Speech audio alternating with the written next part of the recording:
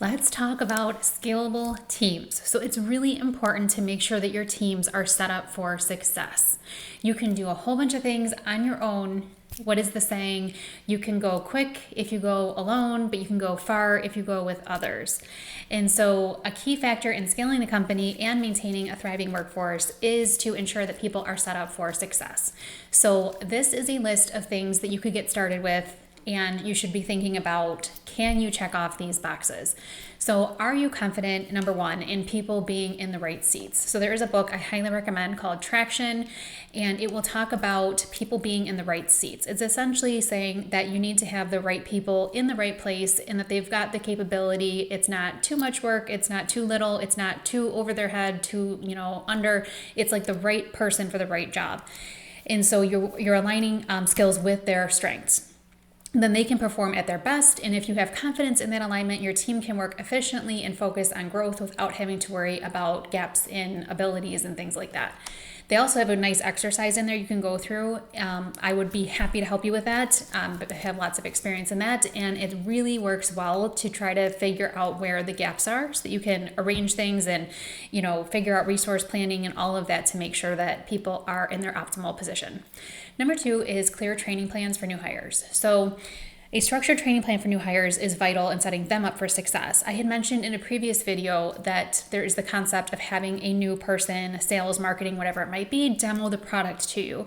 And this goes along with this concept. So you have to be able to ask the right questions in an interview to get the skill set to make sure that, of course, they can do the job. But once they're there, you have to make sure you're training them to set them up for success with the product or service. And so the training plans really help to reduce the onboarding time and to make sure that employees are confident.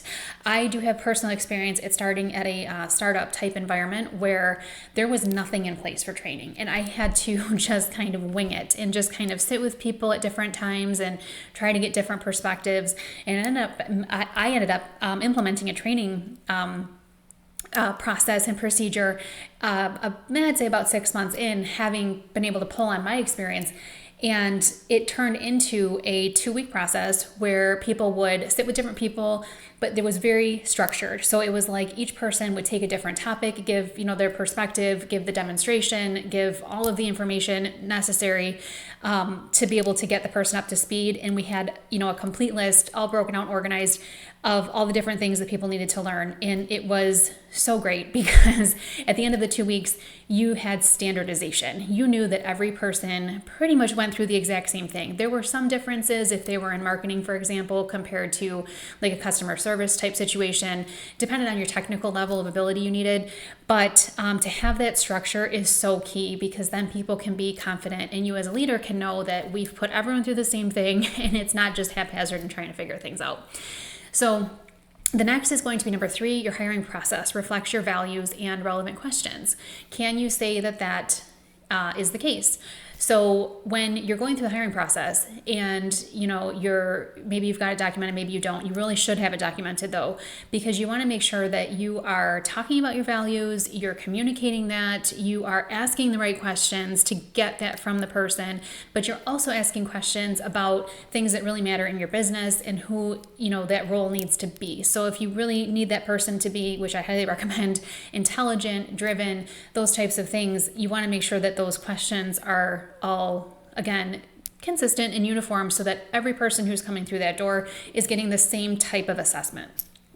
And so, when you're going through that process, it's not just the values, but a cultural fit. You want to make sure that they're going to fit in with the team, with, the culture that you've set. Number 4 is onboarding process and making sure that that's in place. So an effective onboarding process is kind of like the bridge, if you will, between hiring and whether they're going to be successful. So you want to make sure that it's introducing the employees to the company. So for example, when somebody starts, there's so many questions. There's who do I report to? Where's the kitchen? Where's this and that? Where's the basic supplies? Where's all that stuff? But then it's how your company functions. It's how they are going to be measured, what makes them successful. So you want to make sure that all of those things are addressed up front and in the onboarding process so that, again, people are going through the same consistency and that your culture's values, things that are important, the way people are measured are all brought up right up front. And then the number 5 is accountability or an org chart. So do you have one of those? Again, with the corporate feel, this can feel more corporate, and it depends on what you're going for with it when it comes to culture, but I do recommend highly having these. I've worked at places that don't have them, that don't believe in that, places that do on the complete opposite end, and I have found that when people try not to focus on that so much, there is a lot of confusion, frustration. People will be arguing and bickering because there's like a trying to establish dominance type thing that starts going on when there's not something clearly communicated. So I highly recommend that there is an accountability chart, org chart, whatever you want to call it, but it allows you to know who to go to for what, who is keeping you accountable, basically who do you have to answer to, who's looking out, for what you're doing, like who can you go to if you have issues, who do you go to for coaching, all those different things. So it's really important to have that. Number 6 is employees have a growth plan. So it's one thing to hire someone and everything's all great, it's brand new, but at some point they're going to want to know, what is the future plan? Like, what am I working towards? How do I become better? How do I, get more money? How do I get a promotion? What is the career trajectory here? So you really want to make sure that you talk about that, and whether it's a quarterly meeting, in your annual meetings, you're addressing those types of things for how can the person grow in the company, because you put all this time into them and invest into them, and you don't want them to leave in a year or two, because it's just like trying to get the customer that's more expensive to get a new one. It's the exact same with employees. So you want to make sure that they have a plan. Number 7 is resources for continuing education and development. So it doesn't necessarily mean that you have to have a full tuition reimbursement type program, but you want to make sure that you are continuing to, or pushing people, supporting people to continue education so that the team is bringing relevant things in. So AI is probably the most recent example where there's so many new things going on out there. And if you're not supportive of people learning how to use those tools and to incorporate them, you're getting behind. And so you want to make sure that you're doing something to support, whether it's a stipend or a reimbursement type program, just something to make sure that, again, if it's part of your culture, your values, that people understand that that is expected and that it's completely supported and fine to get reimbursed for something or to read a book and bring it up or whatever it might be, but to keep themselves fresh. You want to make sure that the team feels supported in that. Number 8 is an appropriate use of automation. So it is an incredible tool when something is used appropriately to automate. It can free up your work team from repetitive tasks and allow them to focus on more strategic work. So I have another example. When I started at a company, it was years ago at this point, but I started there and they were manually copying and pasting email addresses and sending emails, if I remember correctly. It was something like that. And there would be like 200 to 400 emails a day per person. But these people also had other jobs.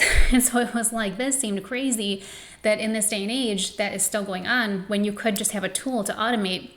And there's reasons for not wanting to automate. You don't want errors or, things like that. But it's like, at the same time, you need to balance between what is automated and what makes sense for the amount of labor that you're paying someone.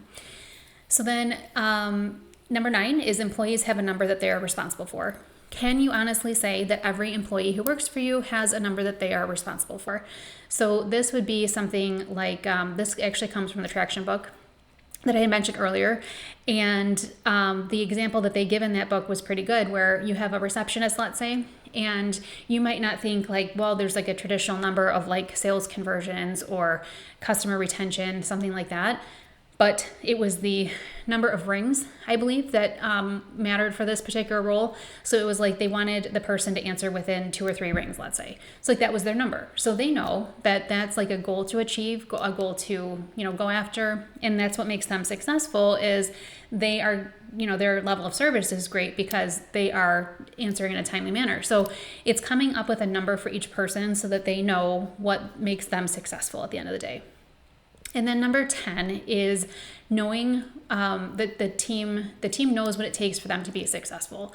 So every team member needs to know what success looks like. So we just touched on that with a number, but additionally, when you're meeting with your teams And, I'm a big fan of quarterly meets. I'm a big fan of regularly meeting, but at quarterly to really check in and say, okay, how was the quarter? Like, we've had enough time now to look at projects, to have things pivot, to actually get results in. Sometimes it takes 30, 60, 90 days to get results on things.